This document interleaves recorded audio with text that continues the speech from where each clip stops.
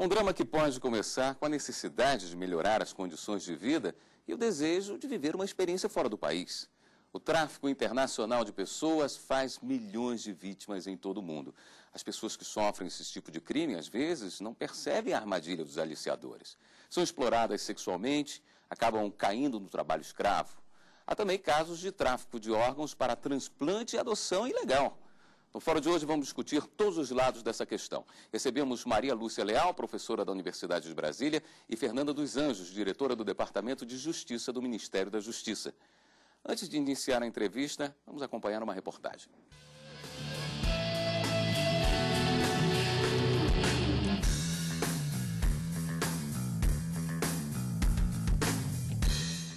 Números que assustam. Por ano, 2,5 milhões de habitantes são vítimas do tráfico internacional de pessoas em todo o mundo. Já no Brasil, a estimativa é de que milhares de homens e mulheres vão para o exterior com falsas promessas de trabalho. Acabam escravizados, explorados sexualmente.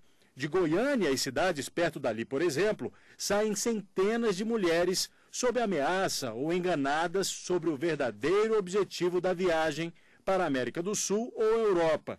Nos últimos 5 anos, só a polícia de Goiânia abriu 150 investigações sobre essa modalidade criminosa que faz com que o estado de Goiás amargue uma vergonhosa primeira posição no ranking brasileiro do tráfico internacional de pessoas. Mas o perigo espreita também em outras capitais, como Brasília. Além de Goiânia, a rota internacional desse crime bárbaro também parte de capitais como Rio de Janeiro e São Paulo. Na América do Sul, quem é enganado acaba no Paraguai, Suriname, Venezuela e República Dominicana.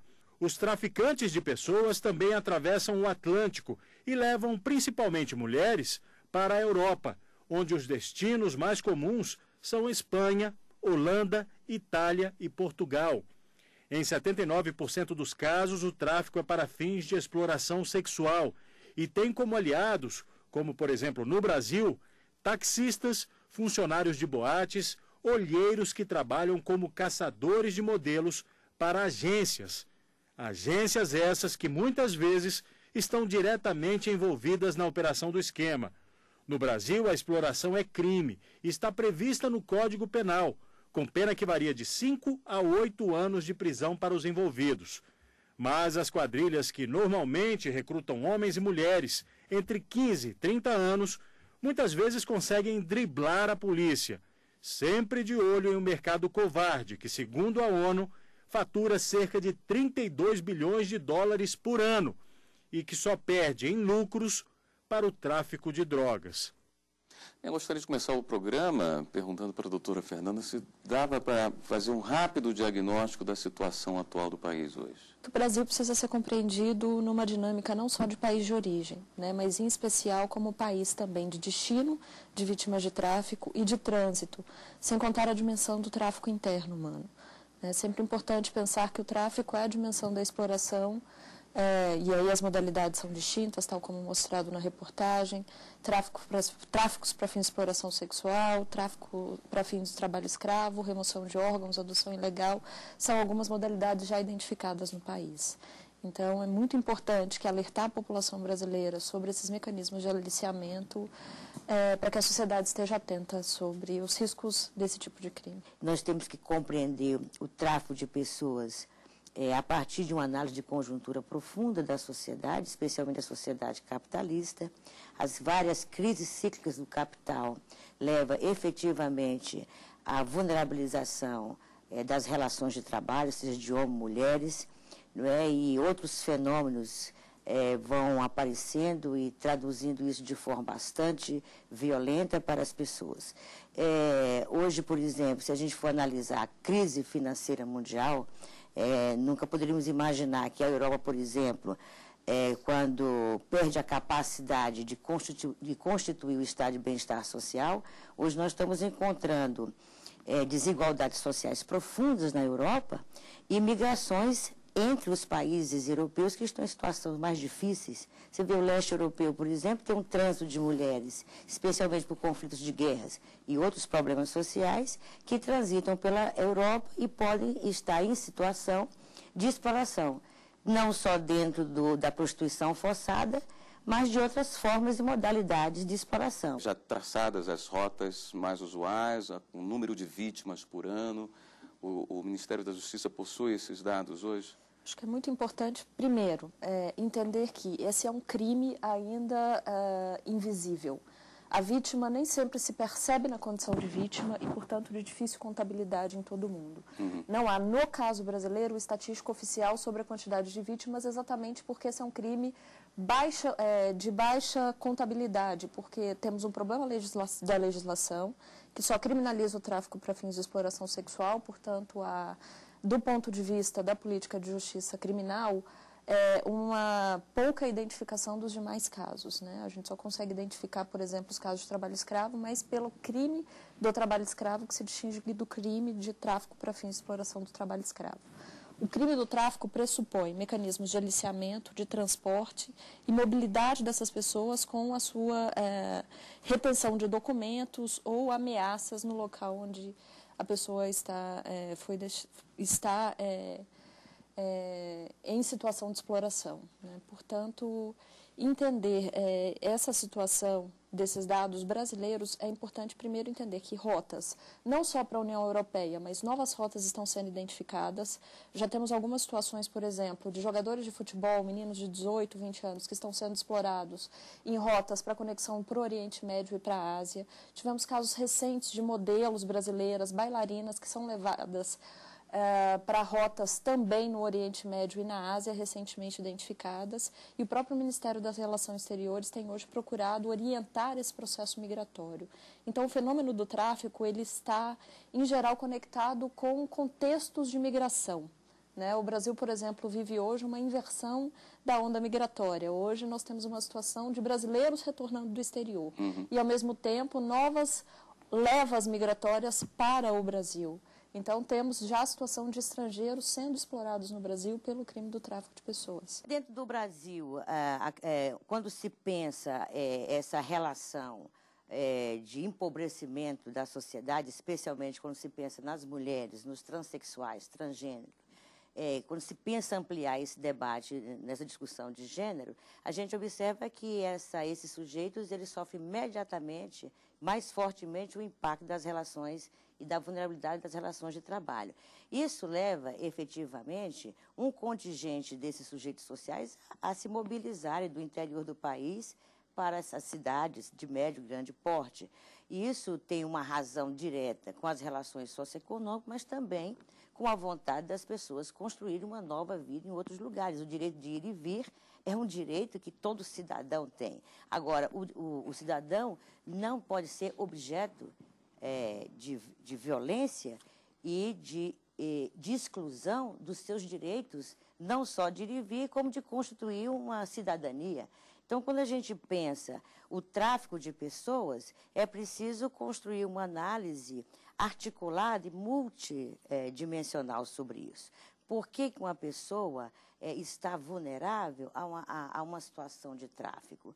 Então, os estudos qualitativos, sobremaneira, têm mostrado aí que as questões de classe social, a questão de desigualdade de gênero, raça, etnia, esses sujeitos que estão dentro desse patamar, obviamente, dentro de uma sociedade muito injusta e com uma economia muito instável, que se coloca do ponto de vista transnacional, o impacto disso junto a essa população é um impacto muito forte, muito violento. Então, as pessoas elas vão se mobilizando para buscar melhores condições de vida, sonhos, conhecer outros lugares, outros mundos, para poder resolver situações que, às vezes, no seu local, no seu território, no seu município, no seu estado, na sua nação, não conseguiu resolver. Se, por um lado, esses grupos fragilizados já são facilmente identificados como alvos Os aliciadores também têm um perfil? Em geral, essas cadeias tendem a migrar também o seu público, o público-alvo não, mas elas tendem a migrar as rotas de aliciamento na medida em que determinada situação é descoberta e a polícia passa a atuar. Então, vou dar um exemplo. Nós temos um cenário de tráfico de pessoas na região norte do país, em especial de mulheres que são aliciadas para as Guianas, para o Suriname, para serem exploradas sexualmente ali nos garimpos, na produção de minérios naqueles países, mas com o sonho ou com a ilusão de que terão uma entrada pela porta europeia, em especial pela Guiana Francesa. Então, à medida em que são identificados em algumas cidades do interior da região amazônica mecanismos de aliciamento, e bem como a professora colocou, são mecanismos que se produzem no interior. Eles mudam a cidade na medida em que determinadas rotas começam a ser descobertas. Mas é sempre bom atrelar aquilo que a professora trouxe. As rotas, elas mudam não em relação ao destino ou à finalidade da exploração, porque essa é uma demanda de mercado. É o mercado da exploração sexual, é o mercado da indústria têxtil, que também explora os estrangeiros aqui no Brasil, o mercado do futebol, enfim, o mercado da moda. Mas, à medida em que determinados contextos são descobertos, eles mudam os locais de aliciamento, mas não a rota. E a polícia já começa hoje a construir uma inteligência, uma tipologia a partir desses mecanismos de aliciamento. Agora, a impressão que se tem, às vezes, é de que é somente um crime organizado transnacional. Por vezes, esses mecanismos de aliciamento se dão por mecanismos de vizinhança. Uma vizinha que volta na condição de aliciadora, na verdade, para levar novas meninas, às vezes para sair da condição de vítima e ascender na cadeia, e que, portanto, volta vendendo o sonho ou vendendo a informação de que a ida ao exterior ou a ida para uma nova condição, uma grande oportunidade é um sonho, e acaba regimentando por uma relação de proximidade novas mulheres para serem aliciadas e vítimas desse crime. Certo. Nós vamos para um rápido intervalo. No próximo bloco, voltamos a conversar sobre tráfico de pessoas. A gente volta já.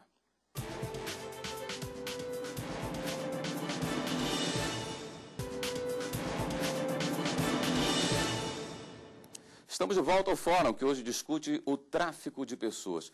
Doutora Fernanda, esse combate ao tráfico é articulado por quem aqui no Brasil? Bom, nós temos, desde 2004, o processo de ratificação do Protocolo de Palermo, que é a convenção da ONU que regulamenta o crime do tráfico de pessoas em todo o mundo.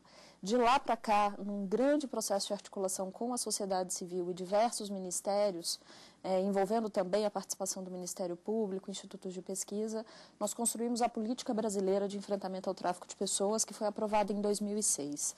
De 2006 para cá, já tivemos a edição de um primeiro Plano Nacional de Enfrentamento ao Tráfico de Pessoas, que começou a trabalhar essa temática de uma forma articulada com mais de 20 ministérios, 20 órgãos e instituições nacionais, e agora já estamos no processo de aprovação de um segundo plano nacional, que, para além das ações realizadas por esses ministérios, que envolvem os 3 eixos da política, o eixo de repressão, o eixo de acolhimento, atendimento e proteção às vítimas e o eixo de prevenção.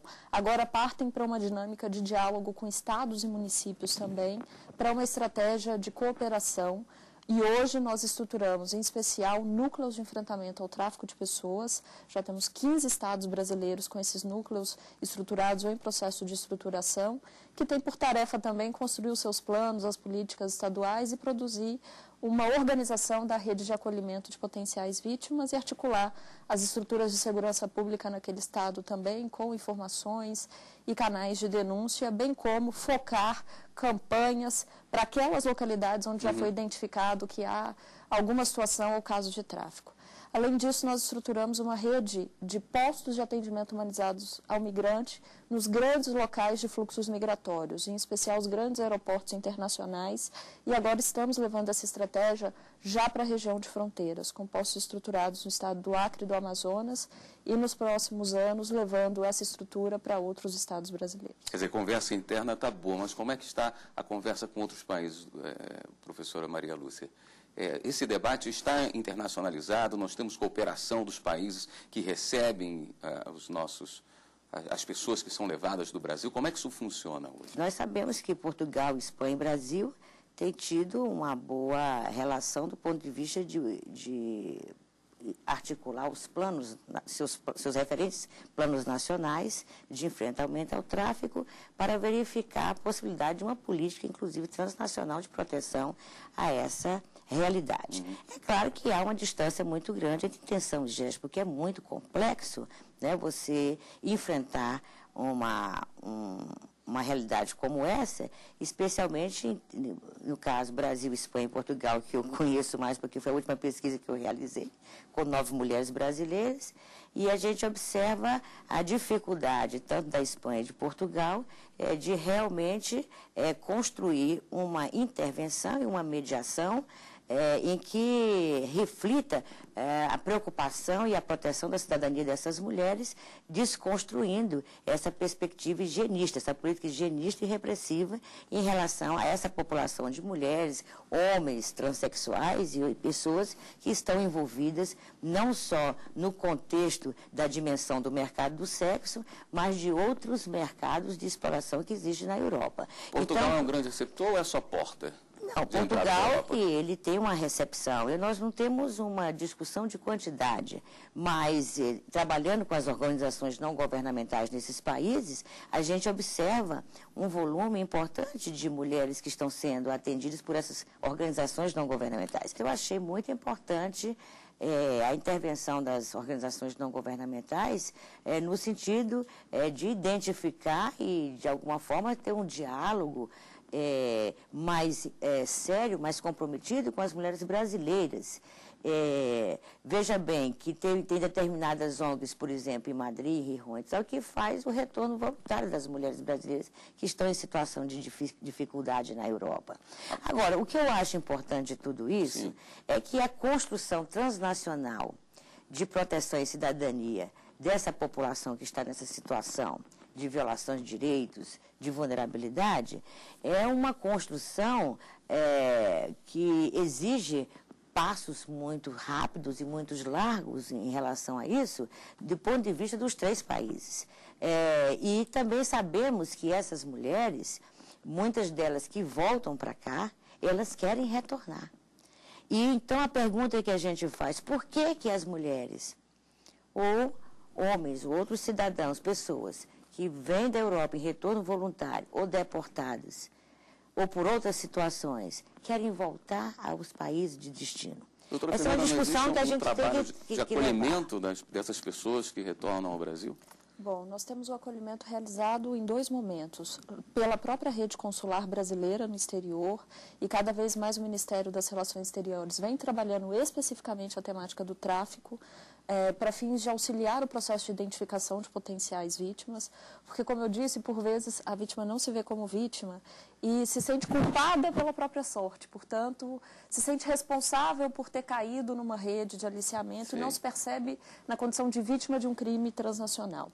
E essa rede de acolhimento da rede consular, portanto, esse processo de preparação, nós temos referenciado para que esse retorno, ao ser realizado no Brasil, ele seja acolhido por um dos núcleos de enfrentamento ao tráfico de pessoas já existentes, porque esses núcleos articulam as políticas estaduais, quer a política de assistência social, de saúde, de trabalho e emprego, buscando o processo de reinserção social dessa vítima. Se ela volta e não tem qualquer nível de acolhimento e atendimento, a tendência é que ela caia novamente ou queira buscar uma nova oportunidade, uma vez que a sua condição de fragilidade inicial não foi sanada e, portanto, na medida em que esse retorno não se dá de forma assistida, a preocupação é que ela caia novamente numa rede de aliciamento. Como atingir efetivamente a mulher que chega, né? Quer dizer, quando ela chega aqui no Brasil e que ela é acolhida, ela é recepcionada por um projeto desse dentro do aeroporto, que é encaminhada pelos núcleos de enfrentamento, nós temos que, eu sempre digo isso,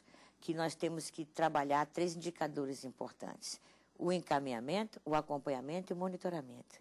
Nós temos que acompanhar a trajetória dessa mulher quando ela chega, especialmente a trajetória de fortalecimento das suas condições de vida, das suas condições de saúde mental. Elas chegam muito fragilizadas, muitas delas desorganizadas afetivamente, e buscando, e quando chega e encontra a família também às vezes não tem condições de dar esse retorno para ela. Então a gente não pode estar responsabilizando só as questões comportamentais, a família, ou as atitudes individuais dela. Nós temos que buscar compreender como, de forma integrada, nós podemos trazer essas políticas públicas para uma efetividade mais concreta em relação a esse sujeito, a esse indivíduo, e não podemos pensar só em resolver individualmente, porque é muito complicado somente essa atitude individual. Nós temos que pensar o sujeito dentro de uma perspectiva coletiva. E isso, a questão da prevenção é importante, não é? Como é que a saúde vai dialogar com a assistência, com o trabalho, não é? Com a cultura, com os meios de comunicação. A senhora falou agora há pouco em aeroporto. Existe alguma forma dos aeroportos também servirem como filtro para evitar a saída, os pontos de saída? Existem maneiras de se tentar evitar a emissão dessas pessoas para o exterior? A primeira questão importante é entender que migrar é um direito humano. O que nós orientamos, e esse tem sido o foco das últimas campanhas de prevenção realizadas pelo Ministério da Justiça, numa parceria com a Infraero, com o Departamento de Polícia Federal, é de que esse processo seja muito cuidado nessa decisão de migrar. Portanto, que se chequem as condições, que a pessoa minimamente conheça o idioma, cheque as condições em que ela está viajando. Se tem uma pessoa de fora pagando por essa viagem, né, que procure, ao viajar, informar a família qual é o contato telefônico, saber onde está localizado o consulado brasileiro, tirar uma cópia do passaporte, guardar consigo uma cópia do passaporte, sempre ter no fundo da mala guardado. E, em especial, desconfiar de promessas de vida fácil no exterior, né? É sempre um alerta que se faz também nos aeroportos, essa campanha de desconfiar. Promessa de vida fácil, promessa de trabalhos com grande remuneração que podem aparecer como solução milagrosa praticamente para algum contexto de dificuldade, fica atento, fica alerta. O que as polícias buscam nesse processo é checar também grandes grupos que viajam sem necessariamente ter algum nível de identificação familiar, né, ou grupos que cruzam fronteiras com uma pessoa retendo todos os passaportes daquele grupo. São situações que, em geral, a polícia tem estado atenta e tem checado e verificado para ver se não se trata de alguma situação de tráfico de pessoas. O combate chega a ser um problema que não possa ser enfrentado, a não ser com uma grande proteção policial? Eu acho que, na verdade, a situação dessas pessoas que chegam a enfrentar esses vários tipos de exploração e violações, as determinações disso precisa ser profundamente refletida no campo do Estado, da sociedade e de outros setores que possam colaborar de forma intersetorial no enfrentamento dessas situações. Porque quando a gente pesquisa, especialmente de forma qualitativa, cada caso é um universo muito complexo. Fernanda, existe algum canal para denúncia? Funciona bem a denúncia feita por amigos, por vizinhos? Como é que isso funciona? O anonimato é garantido? Sim, e a denúncia tem sido hoje a principal aliada das instituições de segurança pública no processo de investigação do crime de tráfico. Então, nós sempre orientamos o cidadão brasileiro que, desconfiando de alguma situação, que acione os Disque 100 ou Disque 180, ambos da Presidência da República, um da Secretaria de Direitos Humanos, outro da Secretaria de Políticas para as Mulheres, porque esse alerta, né, esta informação, ela é anônima e ela pode ser uma chave muito importante para a atuação das polícias no enfrentamento ao tráfico de pessoas. O fórum termina por aqui. Eu agradeço a participação das nossas convidadas, Maria Lúcia Leal, professora da UNB, Universidade de Brasília, e Fernanda dos Anjos, diretora do Departamento de Justiça do Ministério da Justiça.